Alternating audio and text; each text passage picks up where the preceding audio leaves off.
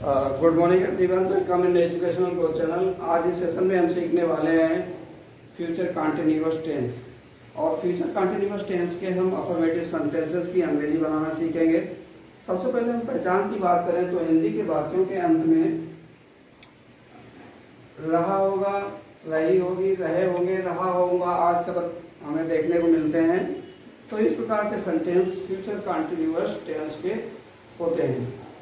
अब हम helping verb की बात करें तो हेल्पिंग वर्ब इसमें विल बी, शैल बी का प्रयोग करते हैं। आई बी के साथ हम शैल बी का प्रयोग करते हैं और बाकी शेष सभी सब्जेक्ट के साथ हम विल बी का यूज करते हैं।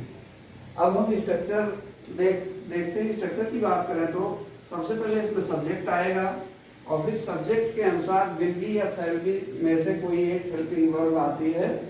उसके बाद हम मेन वर्ब की फर्स्ट फॉर्म में हम आईएनजी ऐड कर देते हैं और फिर ऑब्जेक्ट की अंग्रेजी लिखते हैं और अंत में अदर वर्ड्स की अंग्रेजी यानी बचे हुए शब्दों की अंग्रेजी लिखते हैं कि अगर कोई शब्द आया हुआ है तो अब हम वन बाय वन करके सेंटेंसेस का अभ्यास करेंगे जिसको हम बेहतर ढंग से समझ पाएंगे।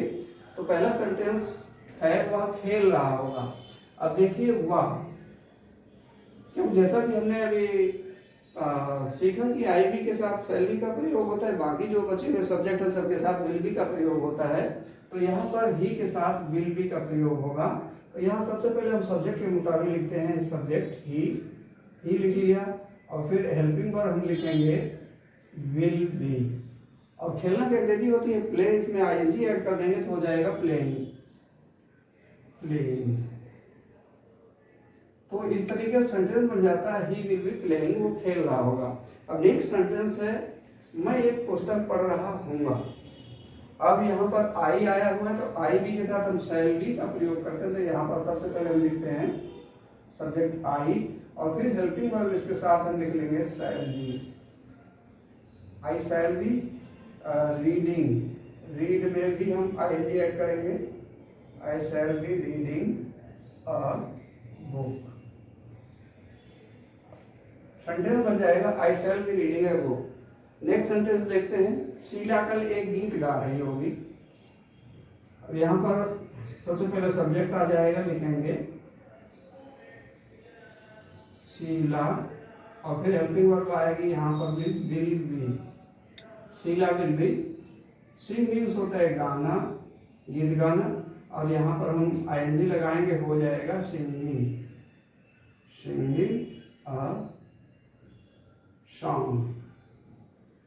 और कल की अंग्रेजी में लिखेंगे टुमारो।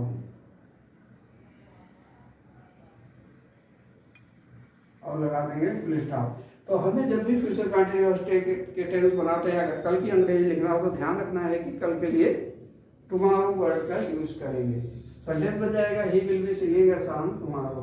नेक्स्ट सेंटेंस देखते हैं। मास्टर साहब हमें हिंदी पढ़ा रहे होंगे। तो मास्टर साहब की अंग्रेजी होती है टीचर। तो यहाँ पर लिखेंगे हम the teacher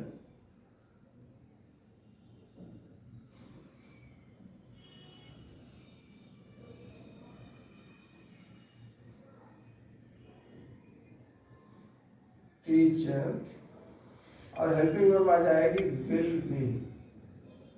the teacher will be. Teach means होता है पढ़ाना, यहाँ पे आईएनजी ऐड कर देंगे, हो जाएगा टीचिंग,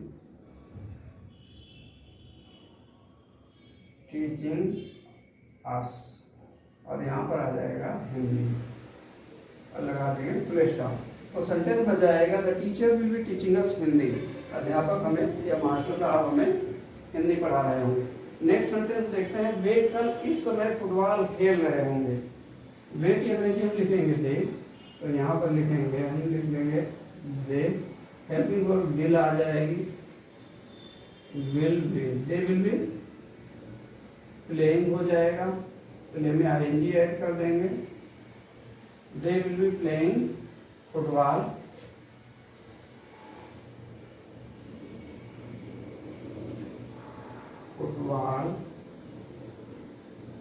और इस समय के लिए हो जाएगा at this time, at this time.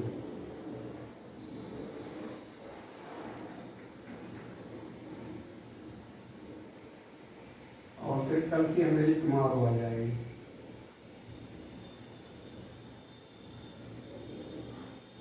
लगा देंगे फुल स्टॉप। तो सेंटेंस बन जाएगा they will be playing football at this time tomorrow.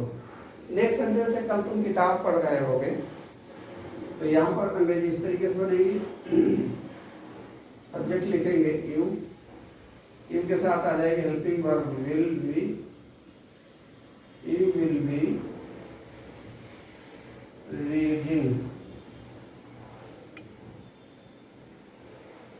a book tomorrow।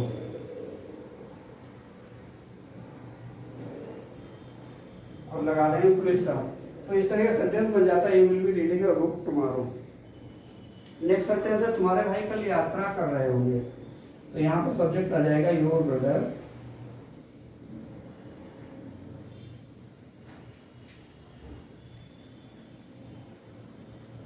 और हेल्पिंग वर्ब आएगी विल बी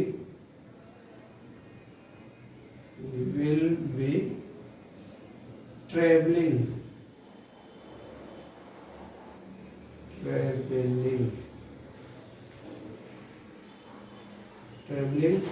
और कल की अंग्रेजी लिखेंगे tomorrow.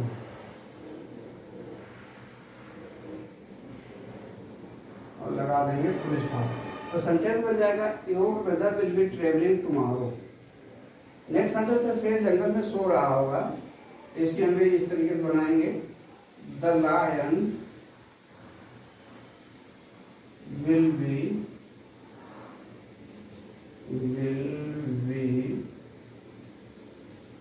sleeping in the forest। और लगा देंगे फुल स्टॉप। तो सेंटेंस बन जाएगा the lion will be sleeping in the forest. Next sentence देखते हैं मेमना नदी में पानी पी रहा होगा। मेमना जो भेड़ का बच्चा होता है उसकी अंग्रेजी लाइन होती है, तो इसकी अंग्रेजी बनाएंगे the lion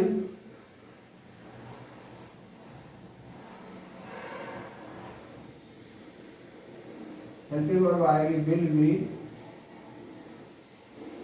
the lamb will be drinking, drink means होता है पीना, आईएनजी ऐड कर देंगे हो जाएगा drinking water in the river, और लगा देंगे full stop. The lamb will be drinking water in the river. Next sentence देखते हैं पक्षी आकाश में उड़ रहे होंगे, तो इसकी अंग्रेजी इस तरीके से बनेगी वर्ड्स विल बी फ्लाइंग